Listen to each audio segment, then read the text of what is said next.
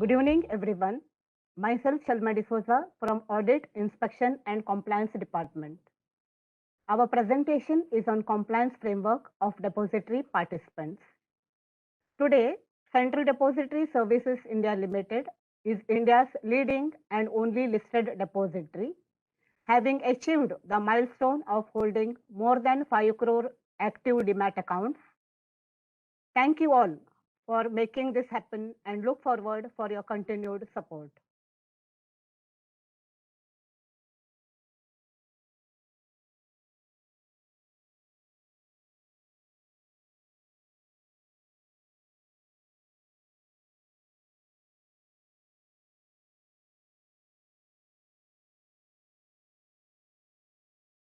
Every company has certain compliance obligations, that is, industry specific rules, laws, and regulations.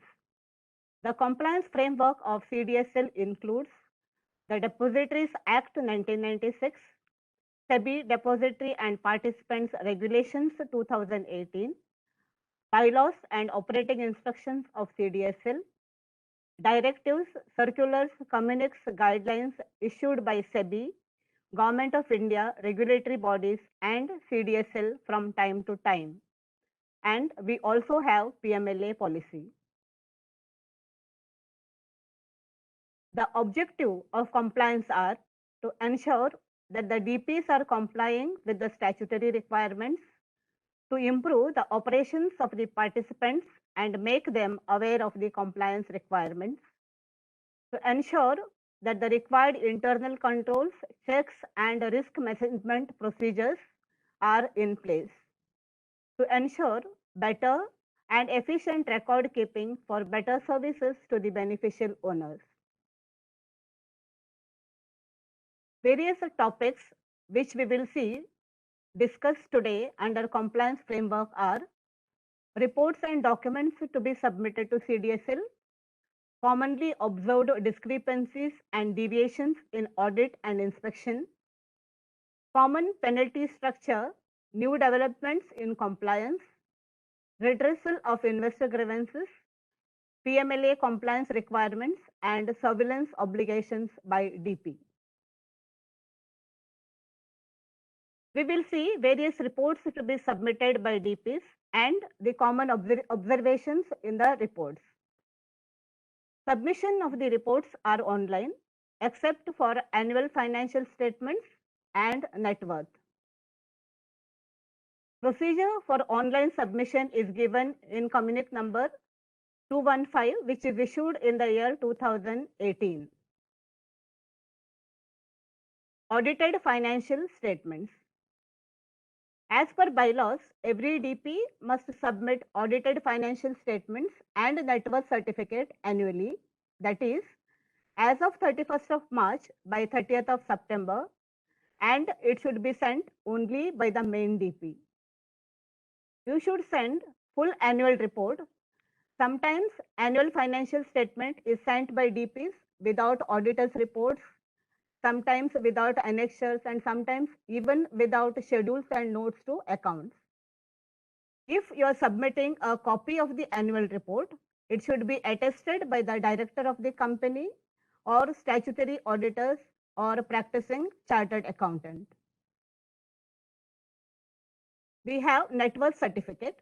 Net worth certificate should be submitted in original, and computation is based on audited financial statements and should be signed by the statutory auditors or practicing chartered accountant of the DP. The format of the computation of net worth is given in operating instructions annexure 17.1. When we update the net worth at CDSL, if we find any discrepancy or error, we carry out necessary changes and inform the same to the DP through letters. You should go through such letters and should also inform the statutory auditors so as to enable them to understand the error, and such mistakes will not be repeated in the subsequent years. In case of non-submission of net worth certificate within the prescribed time limit, penalty will be levied. In case of continued default, the DP is restrained from opening the new accounts. CDSL has prescribed net worth requirements for DPs. In case the net worth falls below the required level, the DP loses its eligibility to continue as a DP and DP is restrained from opening fresh BO accounts. We instruct such DPs to increase the net worth to the required level within such time as decided by the member committee. In case of continued default, a show cause notice for termination will be issued, and we also inform the same to SEBI. Now we will see internal audit report and concurrent audit reports. Again, every DP should conduct internal audit in respect of the DP operations by a qualified chartered accountant or a company secretary or cost accountant, and they should have a valid certificate of practice. The frequency for submission of report is half yearly, that is, as on 31st of March to be submitted by 15th of May, and as of 30th of September to be submitted by 15th of November. Main DP should include branch report also.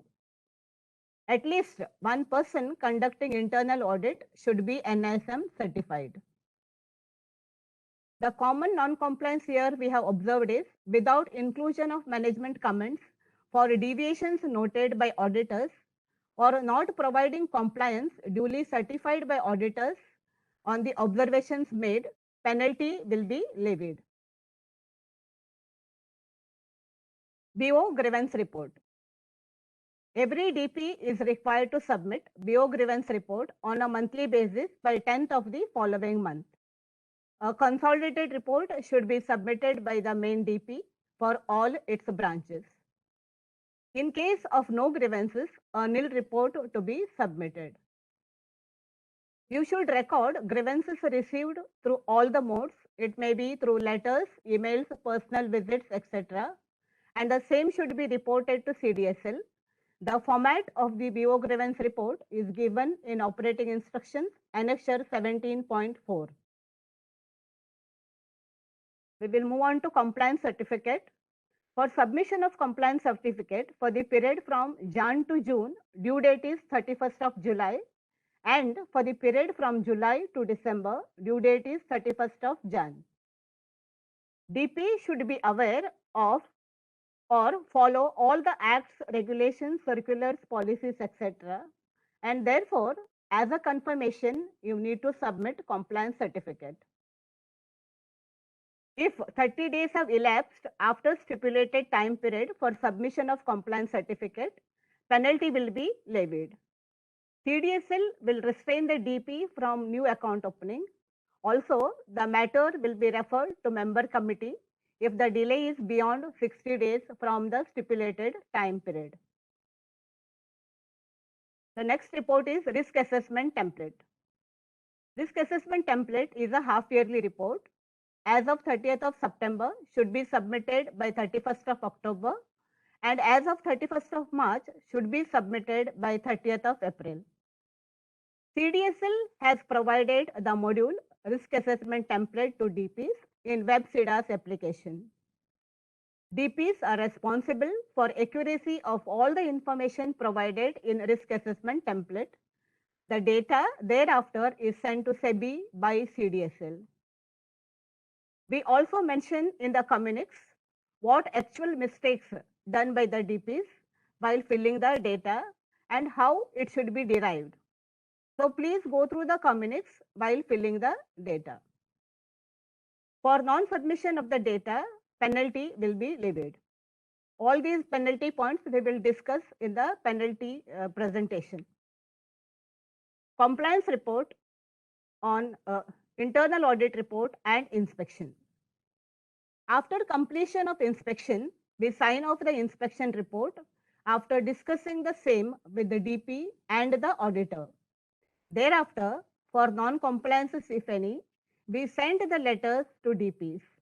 In the same way, after online submission of internal audit report by the DP and auditor, for non-compliances, we send the letters to DPs. You should reply to such letters within 30 days. For delay in submission of compliances, penalty will be levied. Change in compliance officer details. You should use the format 17.2 of the operating instructions. It is given as an annexure for modifying or replacing existing details of your compliance officers. In case of change of address of the office, the format is given in 15.6.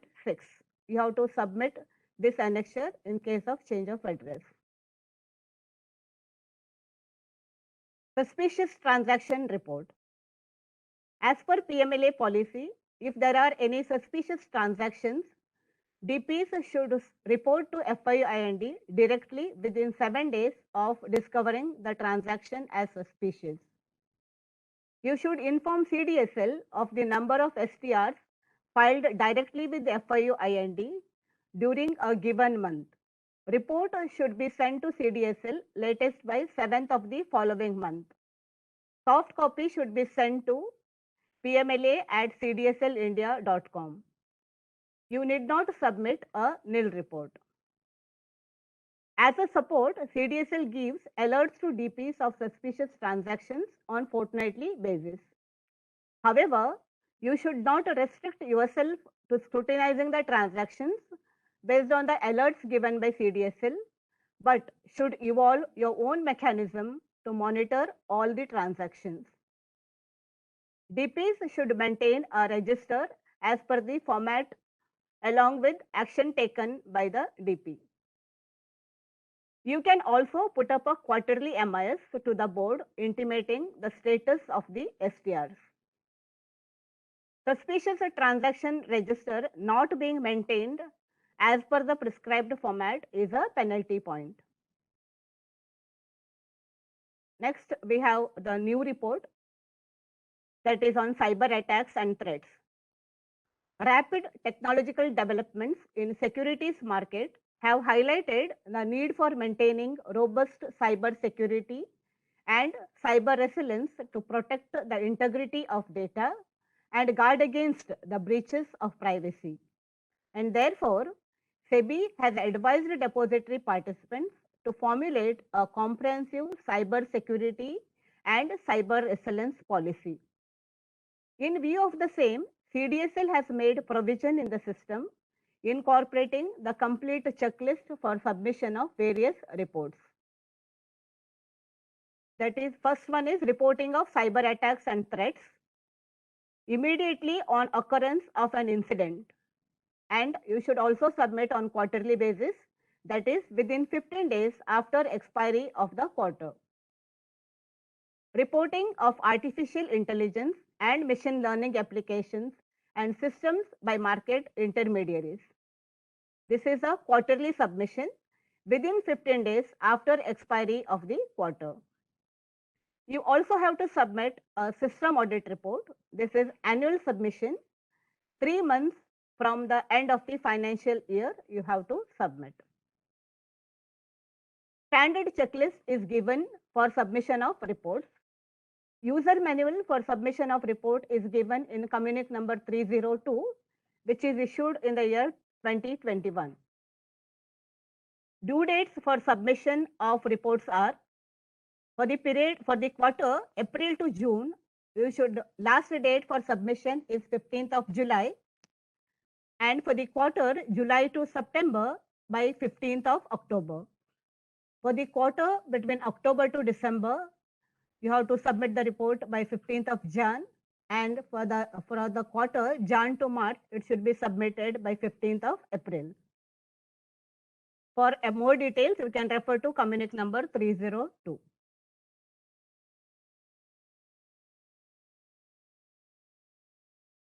Now we will move on to commonly observed non-compliances on account opening.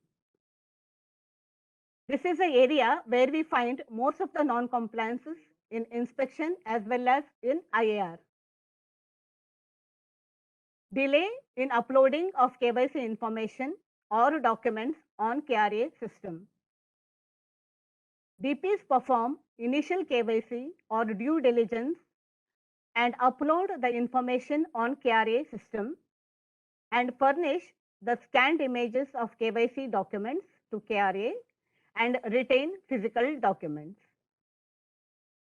This should be done immediately, that is, before allowing the BO to do any transactions.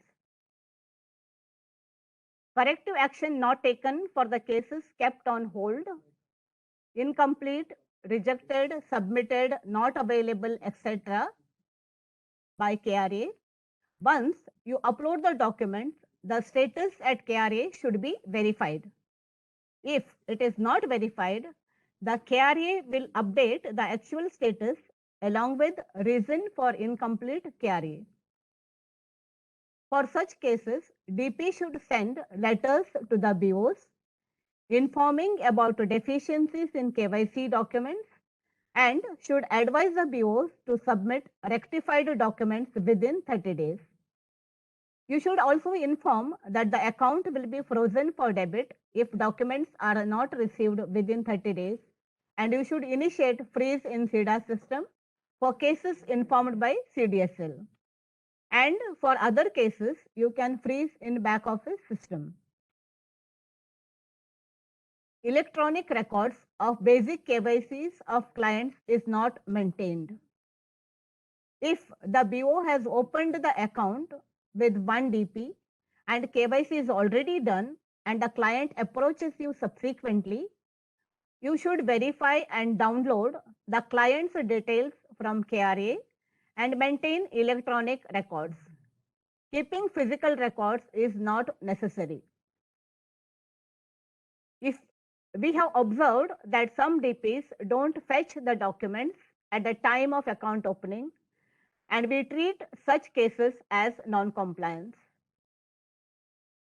In case of modification of address details, same is not updated by the DP with KRA. We have observed that some DPs don't upload the new address details at KRA. DP should ensure that the permanent address is the same at CDAS and KRA. KYC details not uploaded on Central KYC Records Registry for existing clients. As you are aware, Government of India has authorized CERSAI to perform the functions of Central KYC Records Registry, and as per PMLA policy, all the DPs should capture the KYC information for sharing with the Central KYC records for individuals, existing and new both, that is all active accounts. In case of non-individuals, DP should upload the KYC records for accounts opened from on or before, on or after April 1st, 2021 on CKYCR. In IAR, we have observed that the auditor and the DP has given the comments as completed upload at CKYCR for all existing accounts. But during inspection, we see some DPs have still not completed CKYC for all old active accounts.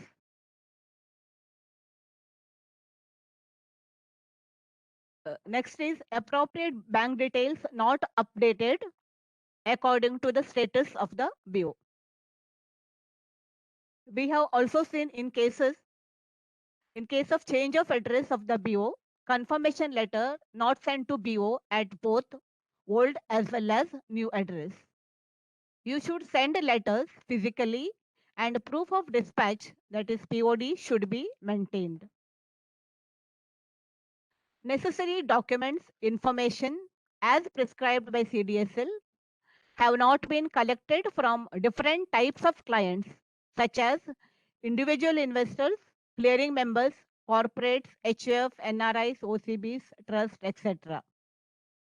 For proof of address and proof of identity, you can refer to Communique number 2675, wherein SEBI has given all types of documents which can be accepted as proof of address and proof of identity.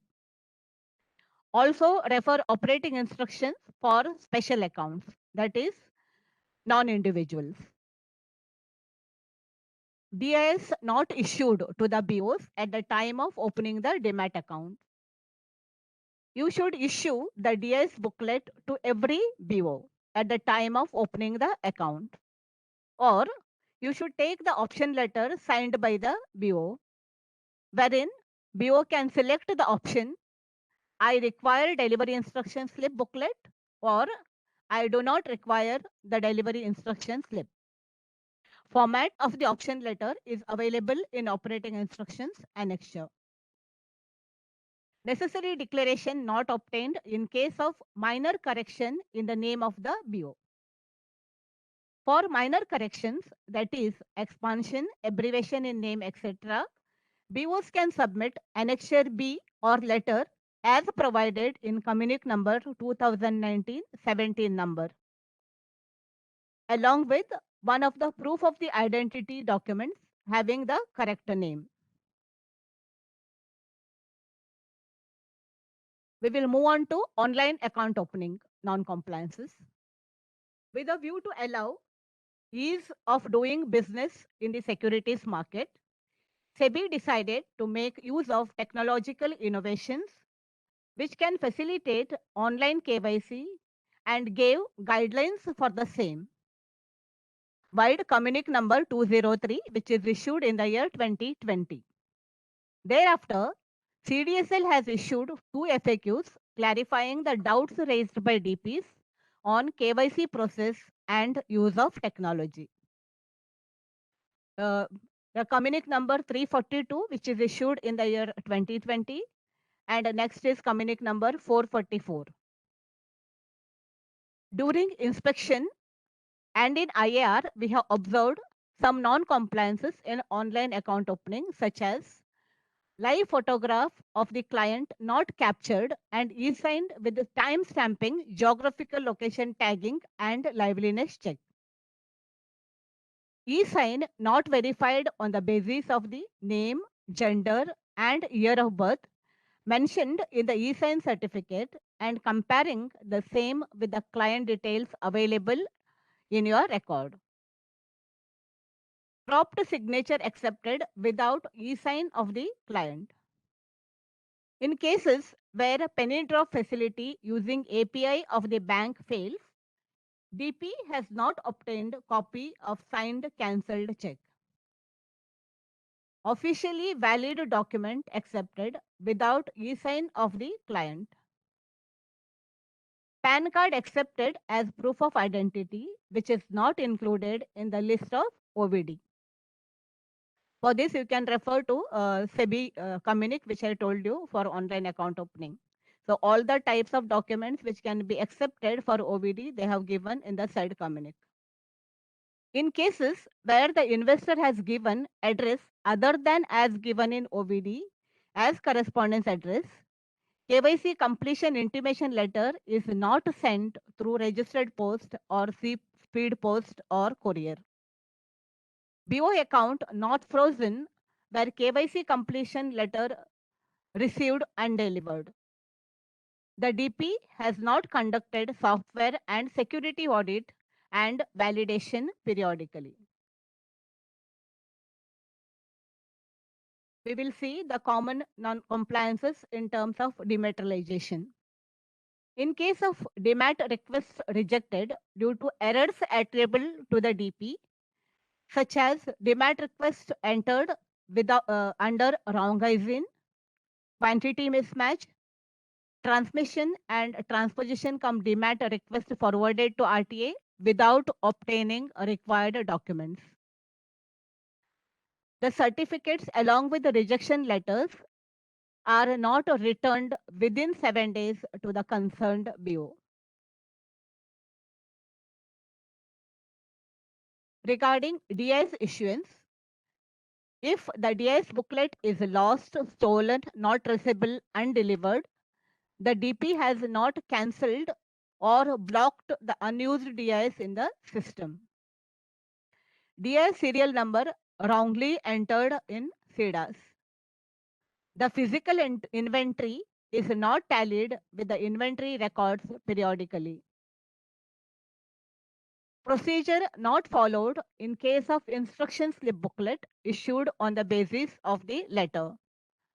In such cases, One of the account holders should personally visit DP with a valid proof of identity, and DP should hand deliver the DIS booklet. In case the account holder cannot come in person, the DIS may be couriered or mailed to the correspondence address of the BO. Commonly observed non-compliances in case of DIS execution. DIS does not contain information or consideration and reason purpose in cases of transfers from one BO account to another. In case of off-market sale purchase, consideration payment details not scanned and uploaded along with the DIS. DPs should mandatorily obtain payment details and the same should be attached to the DIS and it should be scanned. Delivery instruction slips accompanied by annexures are not processed as per the procedure prescribed by CDSL. Each page of the annexure should bear the DIS serial number, total number of pages, and total number of instructions. Transactions originating from dormant accounts not verified independently with the account holders before execution and records the details of the process on instruction slip. DP should record the details of the process, date, time, etc. with the signature. Same procedure should be followed in case of transactions in active accounts having more than 5 ISINs and all such ISINs balances are transferred at a time. In case of high value transactions, DIS having transaction value more than 5 lakhs should be verified by a senior official of the DP. There should be two-step verification, that is maker and checker. EDS. EDS is a facility of accepting delivery instructions through online portal of DPs. The checklist of EDS is incorporated in IAR, that is Internal Audit Report, Concurrent Audit Report, and in Inspection. In case you want to refer to the full checklist, you can refer to Communic number 253, which is issued in 2021 for Concurrent Audit Report. System Audit Report should be submitted to CDSL along with Internal Audit Report of half year ending March for each financial year. DP should place System Audit Report before the board for consideration and noting. The IP address, logs of device through which the transaction is originated, message logs of SMS and emails forwarded to BOs should be stored by the DPs. For more information, you can go through various communiques issued by CDSL on EDIs. Commonly observed non-compliances in case of transmission. In case of joint holder, securities are transferred to the surviving holder account with joint holder status. Target account should be only in the name of the surviving holders. Verification process not followed for the death certificate downloaded from online portal of the government carrying digital SML signature. The authorized official of the DP should verify the details of from the government's website or from the office of the concerned registrar and keep a record of the same with the signature and stamp of the DP. You can also download an application called QR code through which you can verify the certificates. Commonly observed non-compliances in case of power of attorney. Appropriate mapping of Demat account numbers mentioned in POA document. Mapping the Demat accounts in the system is compulsory. In case of Demat account numbers updated in power of attorney document, copies sent to BO is not kept on record. The list of clients and brokers Demat accounts updated, that is added or removed, may be informed to BOs through proper communication without executing a new power of attorney every time. Copies of such communication may be preserved. Commonly observed non-compliances in terms of transaction statement. BO, while opening a Demat account, specifies frequency at which statement of account is required from the DP. That is daily, weekly, fortnightly, or monthly. Monthly transaction statement is not dispatched to all the BOs. At least once at the end of every month, if there has been even a single transaction during the month, you should send the statement. Annual statements not sent to BOs with nil transaction and nil balance or nil credit holding. Transaction statement sending by DP through mail without digital signature. Send with the digital signature and maintain the logs. If the BOs are still requiring the statements in hard copy, the DP shall provide the same. Commonly observed non-compliances of other transactions, that is, delay in submission of concurrent audit reports by the auditors. In case of delay and not in the format given by CDSL, penalty will be levied. So for the new format, you can refer to Communic number 253 issued in the year 2021. Back office software has not been used extensively for all activities.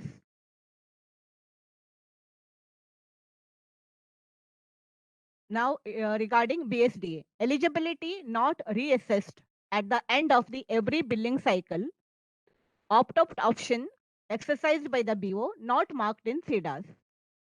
CDSL provides the details of the eligible accounts on quarterly basis to enable the DPs to convert the BOs into BSDA. NISM certification requirement is not fulfilled. NISM Series 6 for associated persons and NISM Series 3A for compliance officer. Now, compliance officer should have both the certificates, that is NISM Series 6 as well as NISM Series 3A.